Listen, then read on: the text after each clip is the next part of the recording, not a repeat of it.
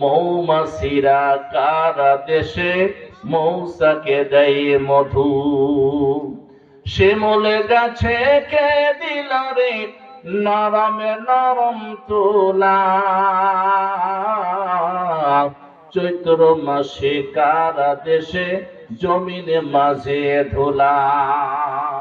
কে বা দিল তরে মুখে হাসি, কে বা দিল তরে মুখে হাসি, অথয় মধুর কথা। কেমনে রে তুই বুঝতে পারিস আপন জনের ব্যথা। ডিমগুলি সব সাদা রঙের, ডিমগুলি সব সাদা রঙের, আমরা জানি বটে সাদা কালো বাচ্চাগুলো কেমন করে ফুটে। আমরা সবাই বাস করি ভাই একই পৃথিবীর অঙ্গে,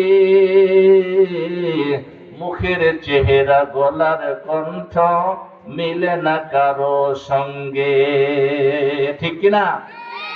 আর মিলে না হাতের লেখা, মিলবে? আর মিলে না হাতের লেখা, আর বুড়ো আঙ্গুলের টিপ। মহান আল্লাহ আছেন বুঝি এটাই প্রমাণ ঠিক। জোরে লা ইলাহা, আর জোরে লা ইলাহা, মুহাব্বতে লা ইলাহা, সুরে সুরে লা ইলাহা, আর জোরে লা ইলাহা। ও ভাই দিন থাকিতে বন্ধু বেলা, তোমার কাজে লাগিবে সন্ধ্যা বেলা। ও ভাই দিন থাকিতে বন্ধু বেলা, তোমার কাজে লাগিবে সন্ধ্যা বেলা। তুমি আসছো একা যাইবা একা, আসছো একা যাইবা একা, সঙ্গে কেউ তো যাবে না। লা ইলাহা, আর জোরে লা ইলাহা। দেখো বহু দূরে মাদিনা, আমরা কেমনে যাব জানি না। দয়া কর দয়ার আল্লাহ, দয়া কর দয়ার আল্লাহ, পুরাও মনের বাসনা। লা ইলাহা, আর জোরে লা ইলাহা, লা ইলাহা ইল্লাল্লাহু মুহাম্মাদুর রাসূলুল্লাহ। মুক্তাসার দোয়া করি, আল্লাহুম্মা আমিন। আলহামদুলিল্লাহি রাব্বিল আলামিন, ওয়াল আকিবাতু লিল মুত্তাকিন, والصلاة والسلام على سيد رسول رب العالمين। ওগো আকাশের মালিক,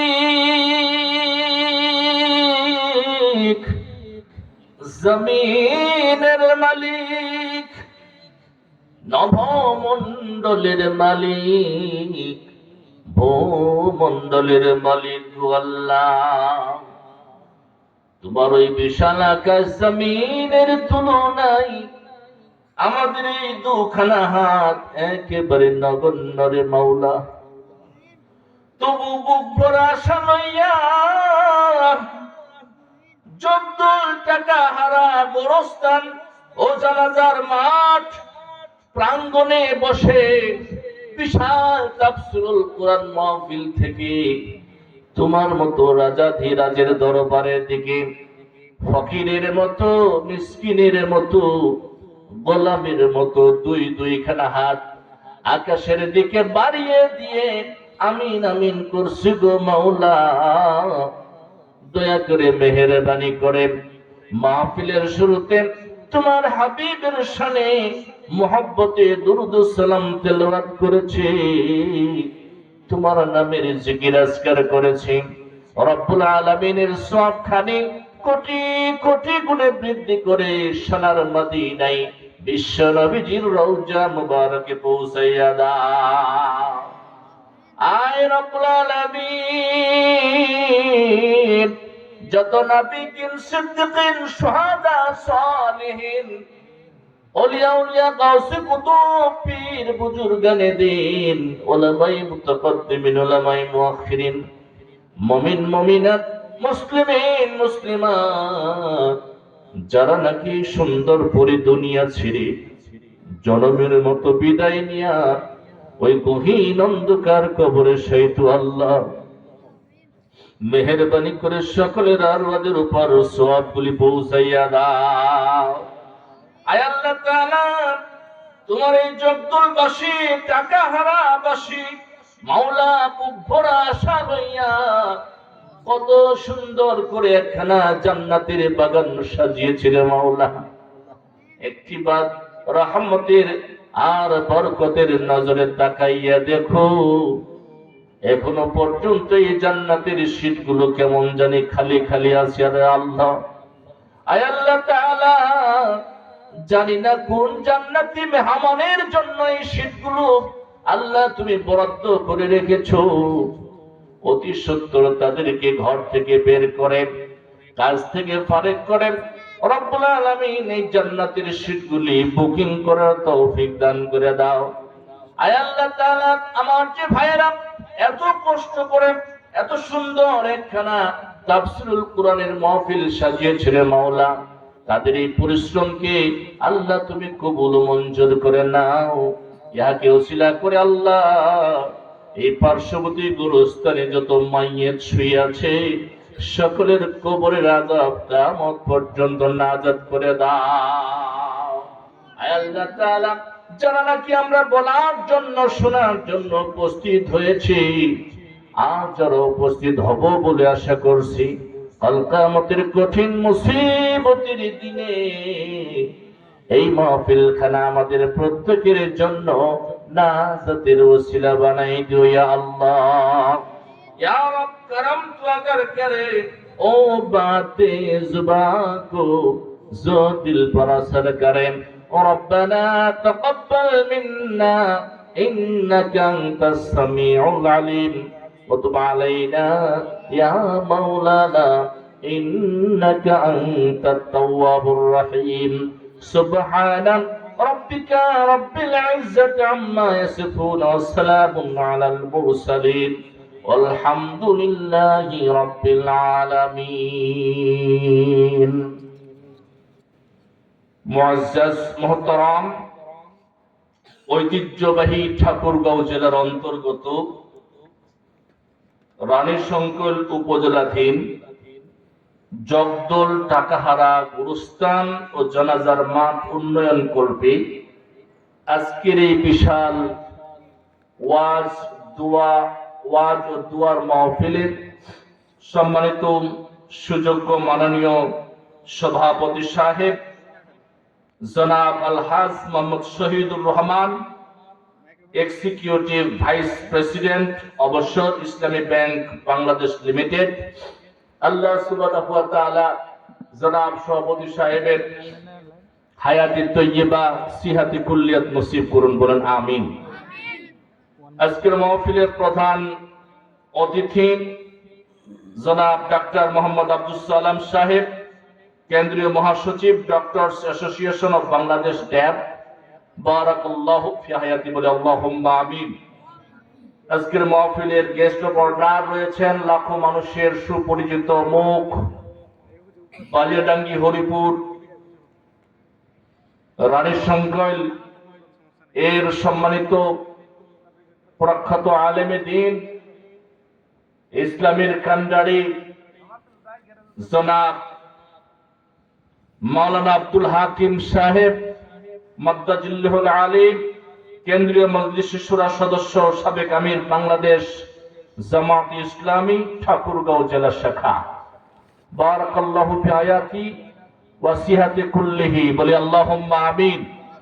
আজকের মাহফিলের প্রধান আকর্ষণ প্রধান আলোচক, বিশিষ্ট ইসলামী চিন্তাবিদ, সুমিষ্টভাষী, যুগোপযোগী ওয়াইজিন জনাব আলহাজ হযরত মাওলানা মোহাম্মদ রুহুল আমিন যুক্তিবাদী সাহেব, বারাকাল্লাহু ফি হায়াতি, বলি আল্লাহুম্মা আমিন। উপস্থিত রয়েছেন অত্র এলাকার আমার পরম শ্রদ্ধেয় পিতৃতুল্য মুরব্বিয়ানে ইজাম, এলাকার শিক্ষিত মার্জিত জ্ঞানী গুণী সুধীজন। উপস্থিত রয়েছেন সকল শ্রেণী ও পেশার মুমিন মুসলমান ভাইরা। পর্দার অন্তরালে আছেন সরলা অবলা সতী সাধবী শিক্ষিতা মার্জিতা সর্বগুণে গুণান্বিতা আমার পরম শ্রদ্ধেয়া পর্দা নিশিনী মা ও বোনেরা। সাউন্ড সিস্টেমের মাধ্যমে যত মোর পর্যন্ত আলোচনা পৌঁছে এর অন্তর্ভুক্ত সকল মুমিন মুসলমান ধর্মপ্রাণ ভাই বোনদের প্রতি আমি আমার অন্তরের অন্তরস্থল থেকে জানাই সালাম ও মোবারকবাদ। আসসালামু আলাইকুম ওয়া রাহমাতুল্লাহি ওয়া বারাকাতুহু। শুরুতেই সেই মহান প্রভু রব্বুল ইজ্জা ওয়াল জালালের দরবারে অসংখ্যবার শুকর গুজার ও সুজুদ পেশ করছি যে মহান রব আমাদেরকে এই দিনের বেলায় হাজারো কাজের ব্যস্ততা থেকে, হাজারো কাজের চাপ থেকে ফারেক করে আমাদেরকে ঘর থেকে বের করে কোরআন শোনার উদ্দেশ্যে দিন কায়েমের আন্দোলনে শরীক হয়ে উন্মুক্ত ময়দানে আমাদেরকে জান্নাতের অতিথি হিসাবে মাহফিলে আসার এবং বসার তৌফিক দান করেছেন। এজন্য সকলে আমরা দিল থেকে শুকরিয়া আদায় করে বলছি আলহামদুলিল্লাহ। অসংখ্য অগণিত দুরুদ ও সালাম বর্ষিত হোক সরওয়ারে কায়নাত বাদশায়ে দু আলম, মানবতার একমাত্র মুক্তির দূত, সত্যের সাধক, কর্তব্যের মহান বাহক, আশরাফুল আম্বিয়া ওয়াল মুরসালিন, খাতামুন নবিয়্যিন, রাহমাতুল লিল আলামিন, উম্মতের কান্ডারি, রহমতের ভান্ডারি, শাফাআতের অধিকারী, হাউজে কাউসারের মালিক প্রিয় নবী জনাবে মুহাম্মদুর রাসূলুল্লাহ সাল্লাল্লাহু আলাইহি ওয়াসাল্লামের পবিত্র রওজা মুবারকের উপর সকলে চিৎকার দিয়ে বলি আল্লাহুম্মা আমিন। সম্মানিত হাজিরিন, আপনারা সকলেই একটু দিল খুলে একটা কথার আওয়াজ দিবেন। আজকের এই ওয়াজ ও দুয়ার মাহফিল পেয়ে আপনারা বেজার না খুশি? অল্প না বেশি? সকলে বলি আলহামদুলিল্লাহ। সম্ভবত এই এলাকায় মনে হয় কাজের চাপ বেশি, নাকি বলেন? এই জন্য লোকজন এখনো পর্যন্ত আপন আপন কাজ নিয়ে ব্যস্ত আছেন। আসলে ভাই, সুযোগ সব সময় আসে না, ঠিক না? আসলেও বেশি সময় থাকে না, ঠিক না বেশি? এই জন্যে আমরা এমন এক জায়গায়, এমন এক স্থানে আজকের এই ওয়াজ ও দুয়ার মাহফিলটাকে আমরা স্ট্যান্ড করেছি, যেখানে অত্র এলাকার সকল মানুষের এখানে অন্তিম বিদায়ের একটা সূচনা ঘটে। কথা বলেন ঠিক কিনা? এই ময়দানে, এটা জানাজার নামাজের ময়দান না? এই জানাজার নামাজের ময়দানে অন্তিম বিদায়ের মাধ্যম দিয়া শেষ যাত্রায় তারা যাত্রী হয়ে যায়।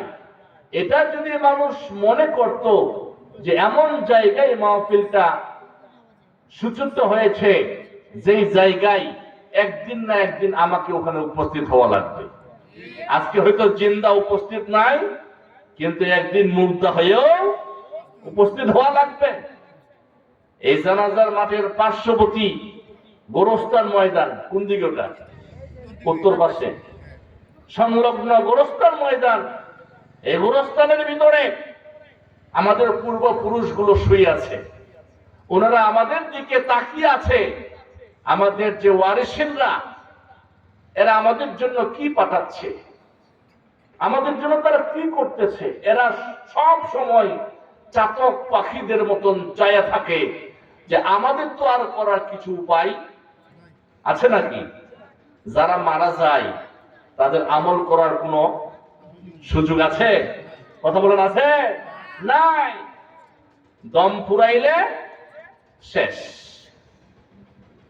আমার ভাইয়েরা, আজকে কোরআন দিয়ে কথা বলবো, হাদিস দিয়ে কথা বলবো, দিন ইসলামের কথা বলবো, ইসলাম আন্দোলন কথা বলবো, দিন কায়েমের কথা বলবো, কিন্তু কাদেরকে বলবো, কাদেরকে নিয়ে দিন গঠন করব, কাদেরকে নিয়ে দিন ইসলামের আন্দোলন করব, তারা তো মাঠে নাই।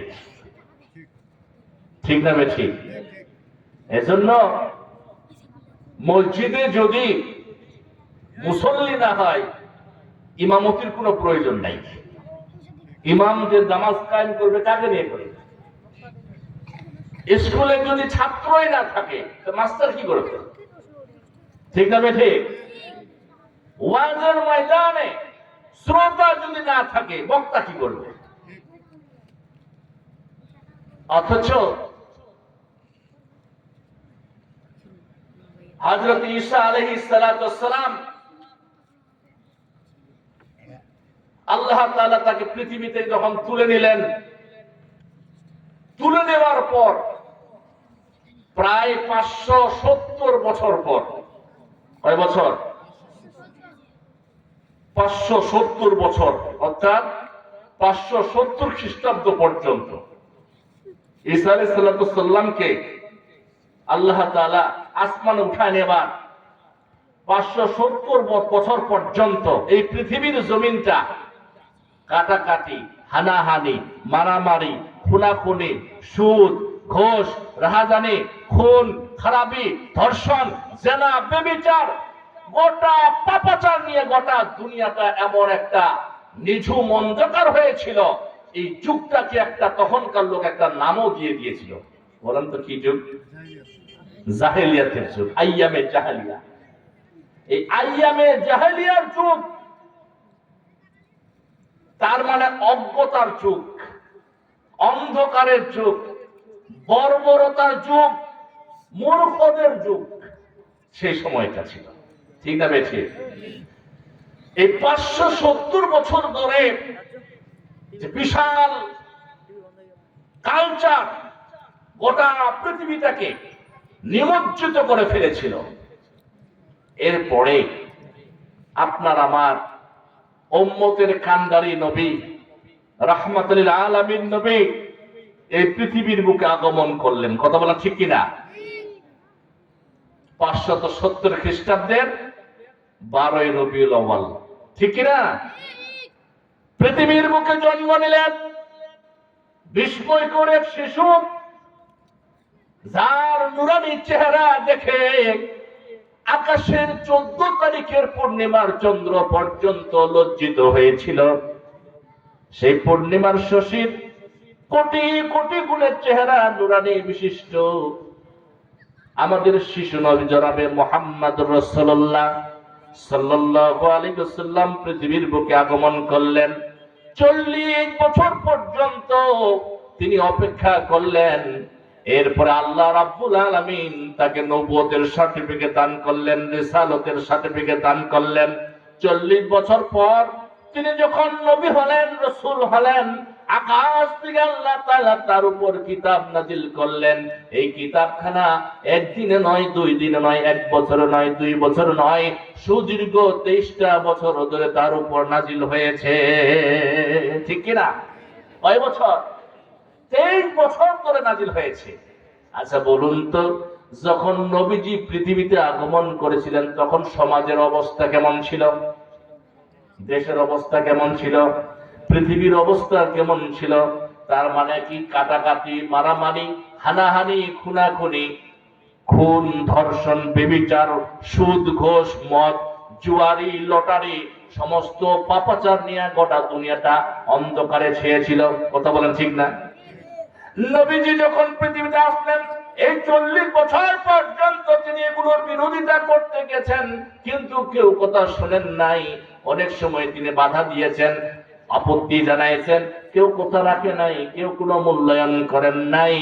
যখন আল্লাহ রাব্বুল আলামিন তাকে নবুয়ত দান করলেন, সার্টিফিকেট দান করলেন, আসমানি কিতাব কুরআনুল মাজিদ নামক আসমানি কিতাব আল্লাহ তাআলা হাবিবের প্রতি নাজিল করলেন। এই হাবিব তার 23টি বছর ধরে কোরআন নিয়ে কিন্তু সংগ্রাম চালিয়েছেন। কথা বলেন ঠিক কিনা? 23 বছর ধরে এই সমাজটাকে ঠিক করবার জন্য, মানুষগুলোকে পরিবর্তন করবার জন্য, লোহার মতন কঠিন হৃদয়ের মানুষগুলোকে মোমের মতন গলিয়ে দেওয়ার জন্য, অহংকার, প্রভাবশালী, প্রতিপত্তি, হিংসুটে, জুলুমবাজ, জালিম মানুষগুলোকে পরশ পাথরের ছোঁয়াতে মোমের মতো নরম বানাবার জন্য আসমানি কিতাব কোরআন দিয়ে তিনি দাওয়াত শুরু করলেন। দীর্ঘ 23টি বছর ধরে মক্কা এবং মদিনায় তিনি কোরআন প্রচার করলেন। বলুন তো, এই 23 বছরের ভিতরে আগের মানুষ আগের মতোই ছিল না পরিবর্তন হয়েছিল? পরিবর্তন হয় না। আমার রাসূল বলছেন, খয়রুকুম করনি খয়রুল কুরুনে করনি। আমার যুগটা হলো স্বর্ণালী যুগ। আমি যেই সময় পৃথিবীতে ছিলাম সেই সময়টা হলো স্বর্ণের যুগ, খাঁটির যুগ, ঠিক না? অথচ নবীজির পূর্বের যুগটা ছিল অজ্ঞতার যুগ, মূর্খদের যুগ, বর্বরতার যুগ। কিন্তু নবীজি 23 বছরে এই কোরআন দিয়ে যে সমাজ কায়েম করলেন, কোরআন দিয়া যে পরিবেশ তৈরি করলেন, কোরআন দিয়া যে রাষ্ট্র কায়েম করলেন, এই রাষ্ট্র কায়েম করার সাথে সাথেই মানুষকে সুদের জন্য ওয়াজ করা লাগেনি, ঘুষের জন্য ওয়াজ করা লাগেনি, মদের জন্য ওয়াজ করা লাগেনি, খুন, ধর্ষণ, ব্যভিচার, চুরি, চামারি, ডাকাতি, রাহাজানি এগুলোর জন্য তাকে ওয়াজ করা লাগেনি। দেশ কোরআন দিয়ে কায়েম করেছেন, কোরআনই বলে দিয়েছে কোনটা কিভাবে কখন করতে হবে। কথা বলেন ঠিক না? সেখান থেকে ওয়ার্ডার ফাইসালা আসছে। আমার ভাইয়েরা, বিশ্বনবীজি চলে গেছে, কোরআন আছে না চলে গেছে? কোরআন আছে না চলে গেছে? যে কোরআন দিয়ে বিশ্বনবীজি রাষ্ট্র কায়েম করেছিলেন, যে কোরআন দিয়া নবীজি সমাজ কায়েম করেছিলেন, যে কোরআন দিয়া পৃথিবীর রাষ্ট্র বিচার ব্যবস্থা গঠন করা হয়েছিল, যে কোরআন দিয়ে মন্ত্রণালয় তৈরি করা হয়েছিল, যে কোরআন দিয়ে সচিবালয় তৈরি করা হয়েছিল, সেই কোরআন কি এখন আছে? কথা বলেন আছে? তাহলে এখন সেই